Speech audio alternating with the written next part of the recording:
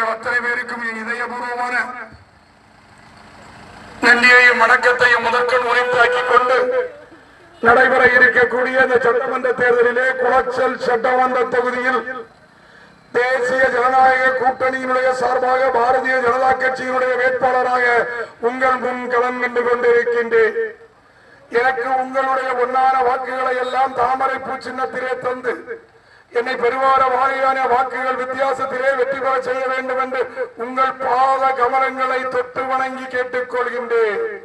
நான் இந்த மண்ணினுடைய மைந்தன் என்ற கோஷத்தோடு என்னுடைய பிரச்சார பயணத்தை இன்று துவக்கி இருக்கின்றேன்.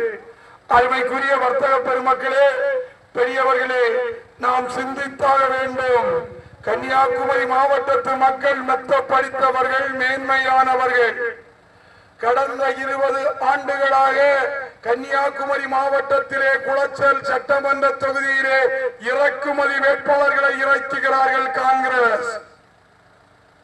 இந்த இறக்குமதி வேட்பாளர்களை வீட்டுக்கு அனுப்ப வேண்டும். நான் இந்த மண்ணினுடைய மைந்தன். நான் குளச்சல் சட்டமன்ற தொகுதியில் பிறந்தவன். குளச்சல் சட்டமன்ற தொகுதியிலே வாழ்ந்து கொண்டிருப்பவன். 24 மணி நேரமும் குளச்சல் சட்டமன்ற தொகுதியிலே உலா வந்து கொண்டிருப்பவன். என்னை எதிர்த்து போட்டியாளர்களாக களத்தில் வந்து கொண்டிருப்பவரை எனக்கும் யார் என்று தெரியாது, உங்களிலும் ஒருவருக்கும் அவர் யார் என்று தெரிவதற்கு வாய்ப்பில்லை. எங்கிருந்தோ யாரோ வந்து சொல்வதற்கு இது பந்தடி களம் அல்ல. யாரோ களத்தில் விளையாடலாம், யாரோ கோப்பையை தட்டி சொல்லலாம் என்பதற்கு இது விளையாட்டு மைதானம் அல்ல. இது நம்முடைய வருங்கால சந்ததியினுடைய வாழ்க்கை. 15 ஆண்டு காலம் ஒரு சட்டமன்ற உறுப்பினர் இந்த மண்ணில் இருந்து செய்த சாதனை என்ன?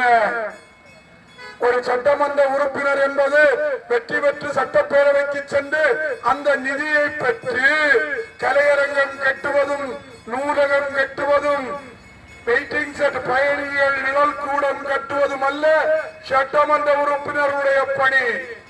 ஒரு சட்டமன்ற உறுப்பினர் தன்னுடைய பதவி காலத்திலே இந்த மண்ணில் வருங்கால வாழ்க்கையுடைய சந்ததிகளுடைய வாழ்க்கைக்காக எதையாவது ஒன்றை கொண்டு வந்திருக்க வேண்டும். சர்வ நிச்சயமாக சொல்லுகின்றேன், பகவானின் முன்னின்று சொல்லுகின்றேன், இந்த முறை குளச்சல் சட்டமன்ற தொகுதியில் தாமரை வெல்வது என்பது உறுதி. நிச்சயமாக நான் சட்டமன்றத்துக்கு சென்று இந்த மண்ணில், குளச்சல் மண்ணில் எனதருமை படித்த இளைஞர்களுக்கான வேலை வாய்ப்பை உருவாக்குவேன். தென்னை வியாபார